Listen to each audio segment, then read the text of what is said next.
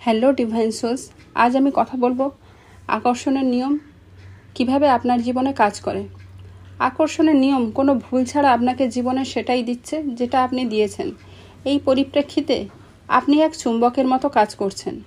আপনি যেমন বিচার আর কল্পনা দিচ্ছেন, ঠিক তেমন অনুভূতি নিজের দিকে আকর্ষিত করছেন। ধন, সম্পত্তি, স্বাস্থ্য, লোকের ব্যবহার, চাকরি আর জীবনের সব ঘটনা অথবা অনুভবকে আপনি চুম্বকের মতো নিজের দিকে আকর্ষিত করেছেন।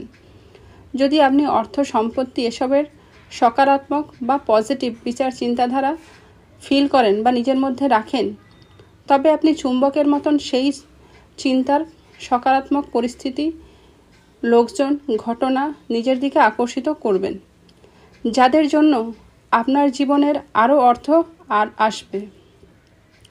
অপরদিকে আপনি অর্থ নিয়ে নকারাত্মক বা নেগেটিভ ভাবনা রাখলে সেই ঘটনা, পরিস্থিতি তেমন মানুষজনকে আকর্ষিত করবে, আর যার ফলে টাকা আসার রাস্তা বন্ধ হবে আপনার জীবনে, আর ফলে অভাব দেখা দেবে আপনার জীবনে। নকারাত্মক চিন্তা বলতে এখানে টাকা, সম্পর্ক নষ্টের কারণ, ব্যবসায়ীরা গরিবদের লুটে টাকা কামাচ্ছে, ওই লোকটা চিটিংবাজি করে টাকা ইনকাম করে বড়লোক হয়েছে। আমাদের সবসময় ভালো ফিলিংস রাখতে হবে। যেমনটা আপনি ভাবেন, অনুভব করেন, এটা ধার্য যে সেই আকর্ষণের নিয়ম সেই ধরনের প্রতিক্রিয়া করে। আপনার ভাবনা ভালো হোক বা খারাপ, যে ঠিক সেইভাবেই আপনার দিকে ফিরবে। আপনি নিজের বিচার, ভাবনা, অনুভূতিকে পরিবর্তন করে নিজের জীবনকে পরিবর্তন করতে পারেন। আর এখানে কাজ করে অ্যাফার্মেশন। অ্যাফার্মেশন হলো যেটা আমরা মনে মনে বলতে থাকি, অর্থাৎ সেলফ টক।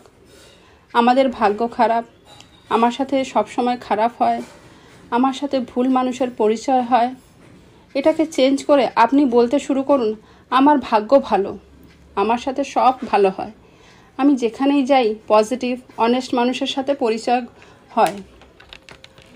এটা বারবার বলতে থাকলে পুরনো বিলিফ চেঞ্জ হবে, তাহলে সব ভালো হতে শুরু হবে।